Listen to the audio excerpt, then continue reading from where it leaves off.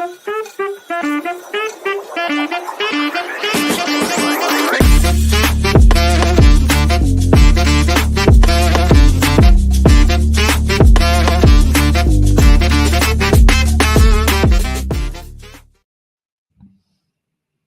forgot my sunglasses. How did I forget my sunglasses today of all days? It's a solar eclipse day. I know, because I'm staring right at the sun. I'm doing it. Hey, don't be like Odell Beckham, okay? Did you see how his stats dropped off the day he looked at the eclipse like an idiot? Oh, done. Complete 180. Yeah, There's something to it. There's something to it, Clark. He had some other problems too, but hey, that's another story. That's probably not for this episode. He had some problems with a boat. That's on our YouTube show. It's all good. That goes to our YouTube show. What's popping, man? What's what's happening other than staring at the eclipse with your naked eyes? I know. No, I had a fun weekend. Family with a fun weekend. What's a fun weekend? Fun weekend. We took him to church. We got to play some of the other little kids there, which was fun. And we went out as a family. Nice. And a little walk. And, yeah, the weather started to pick up. It's like 72 and sunny here. Lucky. So shorts and a t-shirt walk this morning with the dog. She was loving it. I was there we loving go. it. That sounds better. Oh, way better. Nice. Oh man, you got your nighttime DJ voice going on there. These are the sounds with DJ Kevin Smooth on 97.6 live. Kevin at night, but night spelled with a K. Delilah couldn't make it tonight, so you get Kevin. We're playing Coltrane, Kenny G. Kenny G with the Silent hair. Night. Michael Silent Bolton. Night. Absolutely. Grab your girl. Put your arm around her shoulder and let her know you. Yeah. Tell her about that content you're gonna write this week. I always said I was always told I had a voice for radio. Now, when they said that, I was like, "Am I ugly? Is that what you mean? Is that what you're trying to say?" That's the face for radio. Oh, that's right. That's touche. My bad. Yeah. So is anybody out there? They could have been inferring, but dude, I think people might be racing to this eclipse. It's you guys watching the eclipse. It's understandable. An hour and 7 minutes here, but I got 99.72% viewing range from here. So is it happening? Because it's cloudy in Seattle. I know, crazy, right? So I can't see anything. It's supposed to be cloudy here, but the sun's still out.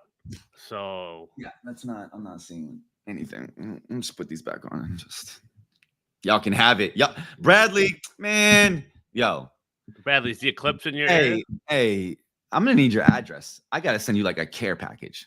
You are the digital recruiter OG. He legitimately is. No joke. At some point, Bradley, like care package is coming your way, dude. I'm just throwing it out there to anybody else. You could be our next favorite. No, I'm just joking, Bradley. You'll always be our favorite.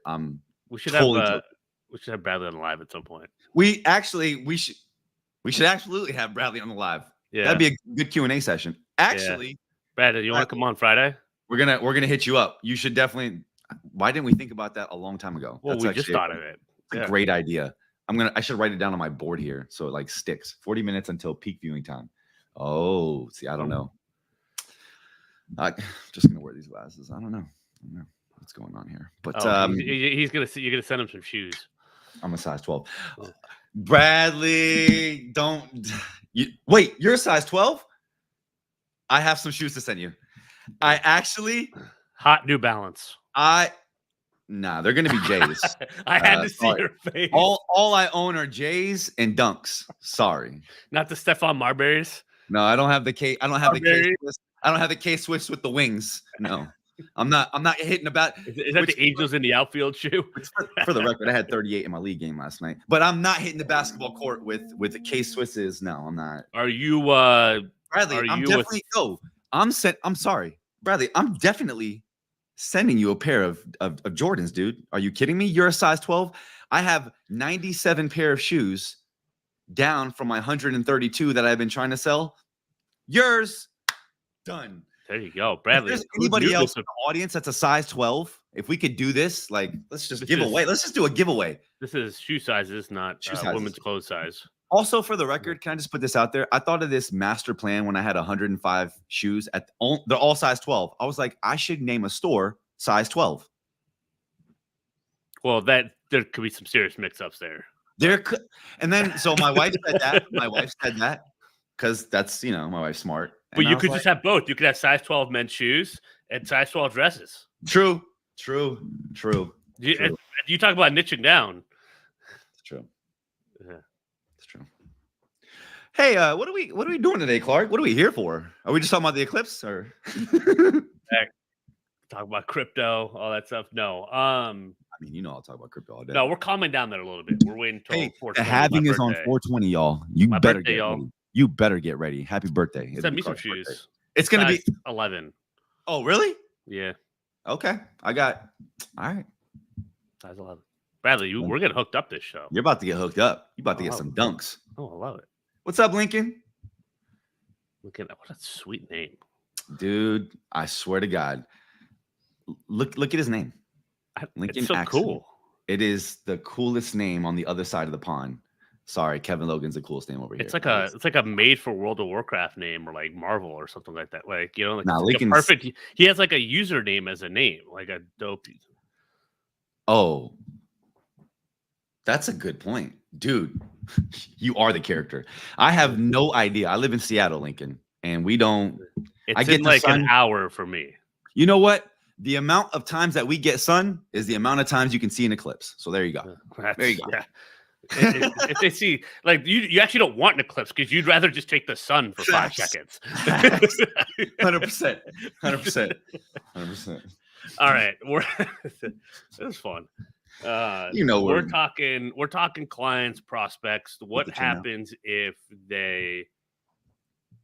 you have a great conversation with someone, real quick, maybe a champion, and then we're talking fees. Didn't you have some certain situation pop up? Yeah, we did have a situation. Actually, I have one too that actually recently happened 2 weeks ago that I can talk about too. So we'll share. So this is a story from Digital Recruiter client. Texted me first thing this morning. He goes, I had a great call with someone, last week. And we had talked about that call. He got the lowdown on the roles that they have, the different clinics. They're opening up this one clinic. Let me see here. They got a couple roles that are open. So he's a champion, not necessarily the person that signs a contract. Sent him the contract. It goes up to the director of the clinic. And keep in mind, this is someone that Digital Recruiter client had actually pulled a candidate from their clinic already. They weren't a client, so it's completely legit. But the director comes back this morning, is like, hey, Brian, these terms, I gave him his name away. It's all right. He doesn't give a shit. Hey, these terms aren't going to work for us. We got 4 agencies at 12%. So what do I say? And I just like, all right, good luck. Right. I did ask, like, did you find out, again, how long had they been open? Did that work with other agencies? You want to get that as early as possible. Yeah. So that's what I told him. He's like, no, I get that. I was like, but he's like, but it was a champion. I was like, I get it, but you still always want to ask. Right. Because you got to be able to get the lay of the land to help come up with the pricing. There's a why. Yeah, exactly. Yeah, there's a why. Because then he could easily say, well, okay, it's been open for 3 months. What's that 12% doing? Like, you have no one in the door. Right. And the clinic opened last week. You have no one in there. What good is that 12% doing you? Right. That's what you really want to be armed with. And so that's what I told him. Like, I just wish him the best to move on and continue to pull his people and place them elsewhere until they get fed up and like, hey, we'll do. What does it take for you not to pull my people? Well, yeah. If you're at that point, you're talking way different terms than just contingent. Yeah, and if you're starting that low, there's something that happened. Like, there's something serious that happened there. It is industry that typically has lower fees I've seen. Yeah. That's still pretty. That's very low. That's very low. I think typically it's like 15, 18, I believe in for sure. So recently I kind of had something similar. I had a prospective client I was going to work with, and the beginning of the conversation started with, oftentimes, which is like a lot of our conversations start, where they were telling me, all the other situations they had with all the other people they had worked with, and why now that's given them a framework and belief of how to work with recruiters moving forward. And like, okay, so what does that look like? She's like, well, based on our trauma from the past of working with people like you, I'm like, okay, this is going to go good. This is how we look at how this is going to work. So, we looked at your contract and it was cute, like we definitely did the due diligence, but that 20%, that's not going to work for us. So we were thinking 15%. And here's why. And then she was like, well, the reason was, again, because of the trauma. So we want to, we're just a little bit nervous about going into this endeavor. And so I was like, okay, completely understand that. I mean, if you've had this trauma from the past, obviously you want to protect yourself. That makes total sense. But I'm curious, what was that trauma? And she was like, what? And I was like, yeah, just what got you guys to this point, in the relationship? Was it communication? Was it that they, that they took candidates from competitors? Like, what was it? And I try to give them examples to get it out of them, because the whole conversation, she just give me one word answers because of the trauma from the past, right? We deal with this, right? Where they don't want to give you too much. So you got to be more and more curious. And in that curiosity, sometimes give them examples. I find that's the best way to get examples back. So I gave her examples. And then finally she was like, okay, here's what actually happened. And I was like, oh, okay. So worked with three different teams. Mm-hmm. The three different teams, all three different teams, they felt didn't do their due diligence in their research. They were just sending them candidates. None of them fit. And so they felt like they wasted 6 months on this search. And now there's 6 months they don't have a person. And so they feel, given the time they've spent, the allocation of all that, 15% for anybody else coming in. Whereas before they were at 20% before all that time. And I was like, and I'm just sitting back and I'm like, again, that, like, seriously, from your guys' standpoint, that makes total sense. And that's probably exactly how I would handle it. But let me tell you why I'm going to earn that 20%. So here's how I'm looking at this differently based on how you guys have gone through this, right? Because I know the problem. So now she's telling me that the process that she had with these people, it wasn't very communicative and she didn't get qualified people. So I relayed to her a process where we could be very preemptive in making sure that I have qualified people. So I was like, hey, question. When you work with those people, did they get you profiles, ahead of time to let you know that they're on the right track or anything? And they're like, no. Okay. So working with me, I'm going to get you 10 to 20 profiles. We're going to go through them. We're going to make sure that we're looking at the right people. We're on the right track.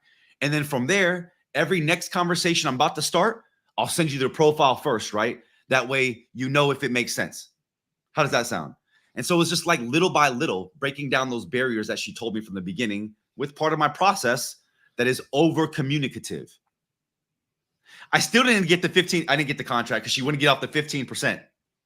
But by the end of the call, she was a lot more amicable to listening to a recruiter. And we have another talk, I think 2 or 3 weeks from now, because she's still she's still trying to figure it out.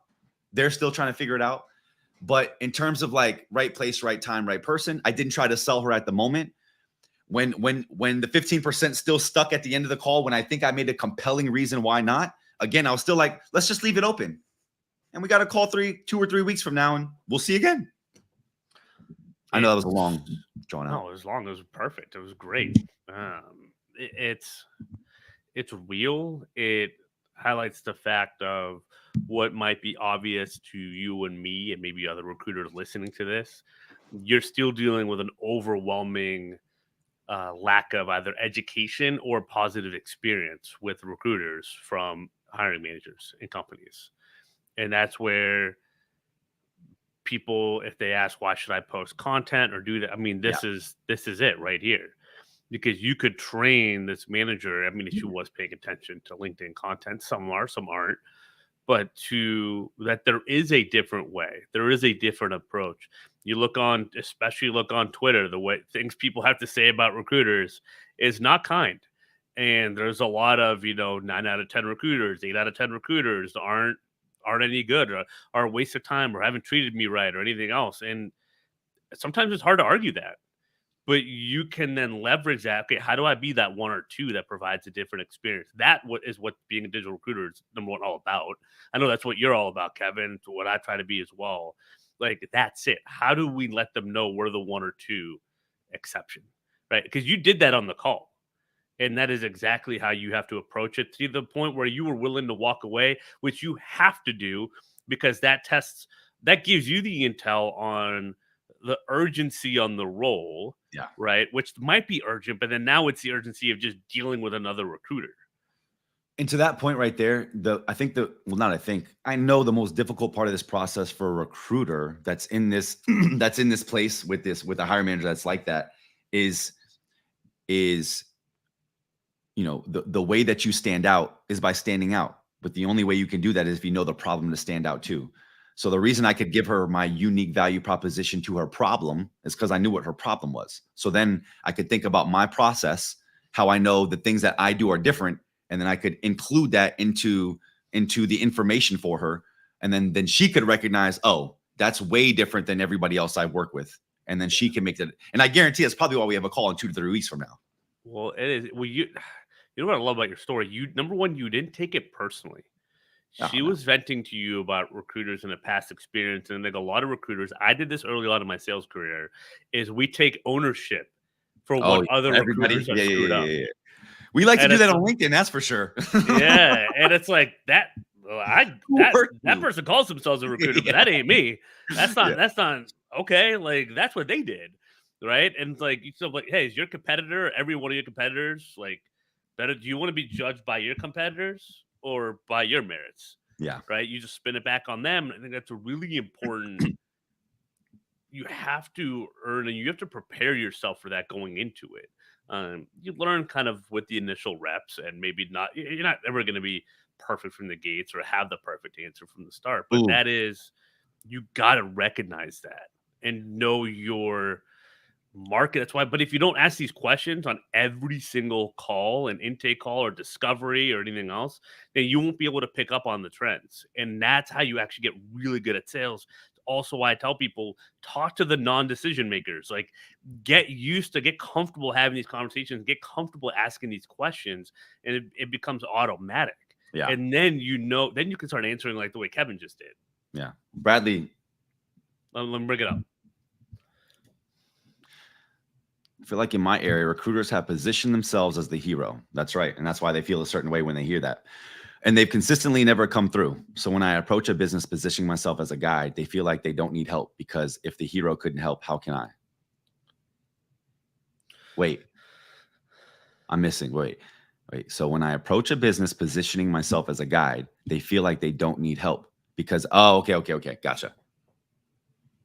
So here's what I'm catching potentially, Bradley, from this is a lot of companies, even though the position is hiring for their company, as soon as they work with a recruiter, they allay the search. Right. Well, it's not our responsibility anymore. It's on the recruiter. Well, who's going to be interviewing them, hiring them, training them, onboarding them? You are. So what you actually have to do in most cases is show them how they have to take ownership over their part in the process, and how the recruiter actually lied to them by being the hero. Oh, it's all on the recruiter. It's not. The actual best partnerships are just that, a partnership where I'm a facilitator. You're the matchmaker. The word I use so freaking much. I am a facilitator. Yeah. I'm a matchmaker. That's it. Bradley, I know you. That's why. No. But no, that's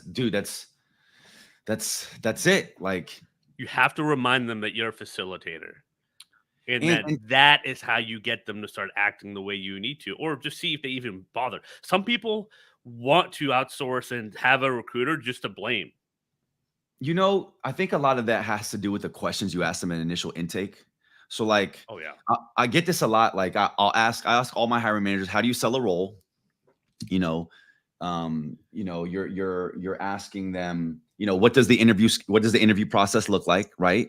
Like, and then, so, how do you sell the role? What does the interview process look like? What's the personality of the team that they're going on? And so as you're asking these questions, you are trying to also illuminate the ownership process that is going to be happening. Because as I'm asking these questions and they're telling me, okay, first interview goes with this person, second interview goes with person, I'm also communicating back how I'm going to process that out. Okay, I'm gonna send an email to you. Okay, so from there, then then it goes to this person. Okay, from this person to go. Like, I want to make sure I want to know who owns what throughout the whole process, because to that point, I don't want there to be a moment where it's like they have the opportunity to let it fall back on me, because the reality is they hold the keys to the process. They might not feel that way, but that's why I illuminate that from the beginning. You are steering this ship. I'm just like, you are the captain of this ship, telling me exactly where to go. And I'm steering it, just facilitating where we are going. Like, I really make that piece known. What's up, Batsuri? That's crypto. That's the crypto homie. I love that. Batsura. What's up, Bats? I love it. Fill up that bag, man. He's ready. Hey, Bats is ready. He has his bags packed. So I'll just say. But yeah, no. And definitely positioning again, yeah, as the guide, not the hero. And you know what happens oftentimes, and I did this early in my career too, where I did position, like, I'll do everything. I'll take it all. I'll handle this. I'll handle that. And we alleviate. That's a great way to put it. Stop alleviating their pain. That's what we're doing. That's what we're doing. But too much, because they need that pain. It's got to be there for a little bit. You can't alleviate it until the right person's there. It does. Right? You could start alleviating what you did, which is like, oh, there is a recruiter that actually has a process. There's a recruiter that actually gets it. Step number one.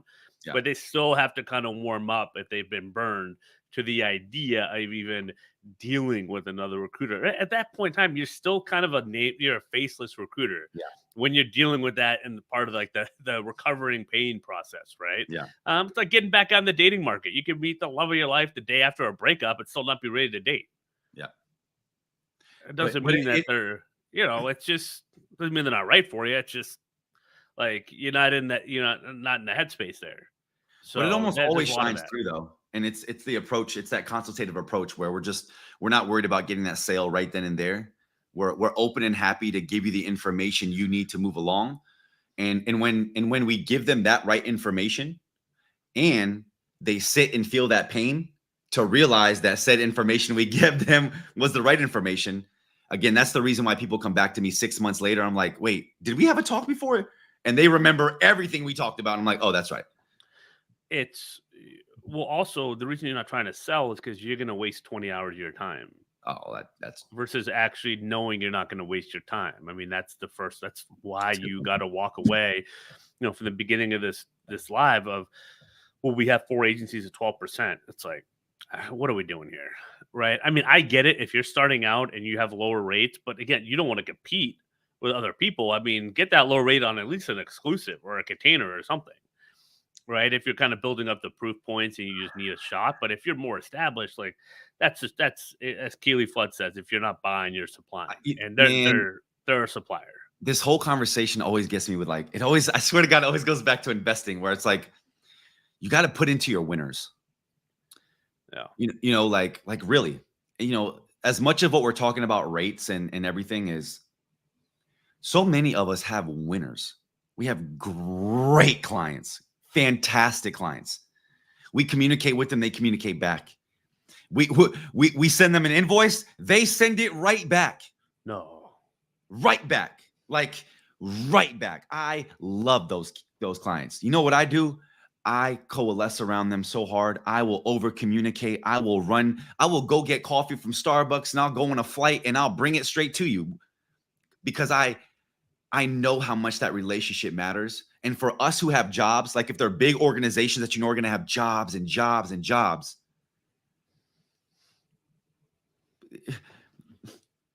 pay attention. To your point, right? I feel like sometimes we work so hard for these roles that are not they're not going to love us back. Yeah, right? Yeah, that's it. Like man. I don't want to art, but like I feel like the flip side of what we're talking about is like, as much as we're like, don't take these crappy ones. It's like when you get the great one, hug them, love them, over deliver, give them flowers. Yes. Seriously. Yes, Bats. Even Bats knows no putting resource into clients that aren't on point. Why? Why? If they're going to give you 12% and work your butt off and you're going to over communicate and they're not communicating back with you, why are you spending your frustration, your energy, your excitement, your enthusiasm when you could be trying to use that to get a client that's going to care about you? Yeah. Like there are actually clients that care about me and my well-being and that I'm doing a good job. And like they're out there. They are out there. And it's nice, it's and if you're someone that's learned a lot of this stuff the hard way, and I think everyone does at some point. Oh yeah. Like that's all right. Like you can actually wrap up everything that you and package up everything that you've done and been through and fix your process today in your approach and try it on your next call this afternoon or tomorrow or Wednesday. Like there's a little bit of a Wizard of Oz effect where you go the whole way without knowing. And then once you see behind the curtain, you're like, oh, like I could just do it this way going forward. And that's where we've seen some of the biggest shifts in recruiters when they start to realize that and then take that approach. The wins can happen pretty quickly as long as you kind of really study what you've done, study the hiring managers, the recruiting market, just get some of the right questions, and then just have the courage to ask them. If there's one thing we love to leave actionable advice. As I'm thinking about this conversation and maybe recruiters that might be at home that are struggling with this, and it could be a derivative of this, but if I want to give you one thing on your approach, I'd love it if you approach your next call with a prospect and you think about this. How can I make your life easier? If you go into a call thinking, how can you make this person's life easier?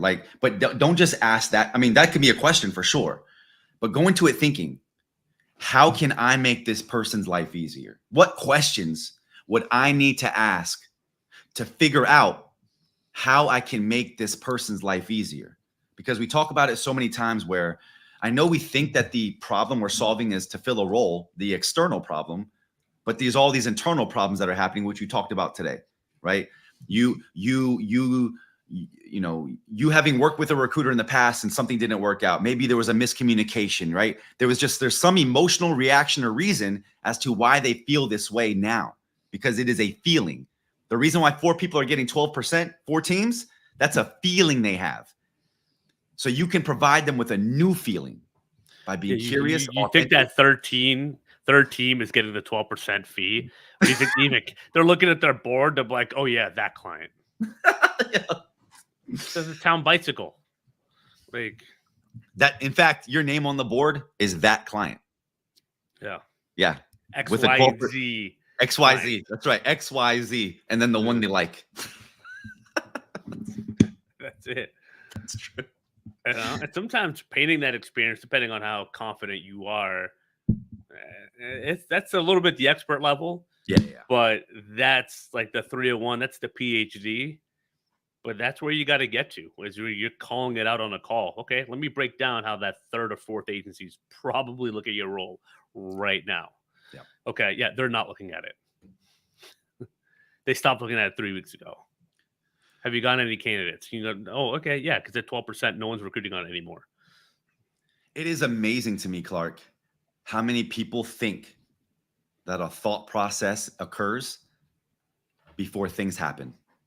And I cannot stress to people how many times people go through the motions of what somebody else did, what's just been going on this whole time, right? This is what we do, so we're going to do it again. But I'll talk to so many people where I'll just have that one question that'll challenge their thinking. And I know we do the same thing. You can see it right in the call where it's like, oh, I didn't know we could do that. Because recruiters get in their own way too much, and we think that we can't challenge them. We think that we can't tell them the truth. We think that we just have to take, order. But that's not what they're looking for. They're looking for an expert that can tell them what they need to do. That's why they're talking to you. Because if they didn't, they wouldn't be talking to you. Why? Because they would have solved the problem already. Think about that. If they're talking to you, that means they have a problem that they didn't solve. They probably talked to other people, didn't solve it, and now they're talking to you. So you have a chance to make an impression. How do you make an impression? How do you make an impression? I think it's by being curious. I think it's by trying to figure out what their problem is so you can align your solution to it. And knowing what you know and sharing what you know. That too. When you ask the questions, you're curious, like, okay, yeah, this is how we operate. This is how we find success. Like, these are some great questions. I'm going to have to ask some more. That too. Yeah, this seems like a good search, or I'm worried about compensation. I can do some research and get back to you, or talk to a few candidates, and just having that quiet confidence. Right. And that is how you make an impression when you're in a low barrier to entry industry like this one, is when you're able to kind of slow down and speed up, ask the right questions, dig in.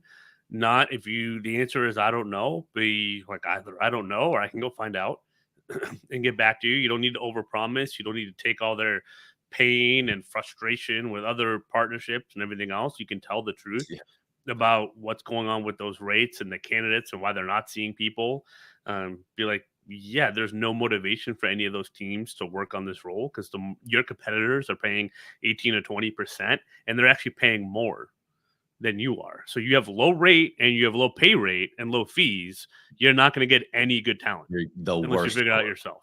Sorry. You're going to get the worst. Or not the worst, the most desperate. You're going to get the most desperate. You're going to get the XFL. You're going to versus NFL free agents. That's funny. What was the UFC? What was the NFC? What was the WWE one? What was the the XFL, but they combined. Oh, that's right. That's what it was. Right. That's right. And they got the whatever. The fun fact: Clark's first job out of college was working minor league football for the United Football League. UFL. That's right. United Football League. That's right. So now it's UFL. Yeah. So they went back to the United Football League name and combined. Yeah. Sean McVay was a coach on that team where I worked at. They had all those. A lot of those guys. I remember. Yeah, Jay Gruden was there. Met John Gruden, Chucky. He was hilarious. Chucky. Met Bill Belichick once. That was cool. That's in Florida though, not UFL. Yeah, going back. But anyway, don't stop getting those types of free agents. Yeah, get the good ones and let them know. Yeah. Like, that's who they're getting. And when you get there and have the confidence to say it, you don't have to say it with a tone or an attitude. Yeah, not at all. It's just matter of fact. I was going to say, in fact, it doesn't come off with the tone at all because you know it to be true. So you're not trying to be an a-hole about it. You're just like, no, this is actually how it happens. Don't need to be a know-it-all. Yeah. And that's why I always sincerely, and for us, right? Like that, couldn't you totally understand how they would think that, right? Like, especially with all the misinformation out there, 9 times out of 10, I'm like, I'm going into it thinking you have no idea. And it's a great point to end on is that's the key piece, is letting them know that it's okay. As you said, that empathy, if I were you, I would think that way too. So you need to focus on, but luckily I get a different perspective and I have a different viewpoint, and it doesn't seem like anyone's actually shared that with you, but here's what it is. There's the sales process. Maybe it's called feel, felt, found. I feel, felt, found people all the time. I completely feel where you're coming from. I felt the same way until I found out that here's how it actually goes. I think that's also P. Diddy's recruiting process. No Diddy. Feel, felt, found. Sorry, excuse me. My French. Yeah. All right. That's it. We're done. There. What is there at the end? On that note, I'll put my chain out. Yeah. Hey, if you want to hire a producer that's not going to go in your music videos, hire us. We won't. We're guides. We're not heroes. We won't go all. I can't tell if you're going to produce like a Mac Miller, like Zach, like Mumford and Sons combo record. I miss him. Yeah, I know. R.I.P. You get the chain, you get the hat. Like, I know. I will wait. No. There's some remix. Yeah. All right. Well, so on the eclipse, things get off. Things can get a little wild. I might be wearing bandages by Friday. We'll see. Please don't. I'll have that 0-0 vision. Please don't OBJ it. I'll have that 0-0 vision. How are you gonna press sell on your crypto if you can't see, Clark? No, I gotta train Wyatt. He's almost walking. Start him early. He can buy and sell crypto. There you go. He's almost walking. Start him early. No, man, I appreciate it. This was fun. Thank you. It was a quicker episode today. Always. But thank you, everybody. Eclipse. Appreciate everyone popping in. Bradley, Lincoln. Appreciate y'all. Lincoln, Axon. Wow, it's great. I mean, I probably butchered that, but it's okay. He's definitely the hero of this movie, 100%. Yeah, absolutely. I've 100%. Seen him around the end of the chat before. But cool. We'll be back Friday. Check out the new LinkedIn banner. It shows when the times are: Monday 2 p.m., Friday 2 p.m. Eastern. Yeah, if you want to talk shop, shoot us a message, book a call on our calendars. Please do. You know what we're about. Cool. Don't see you Friday. Put your glasses on. Put your glasses on. Let's see, brother. Sun of shades. Bye.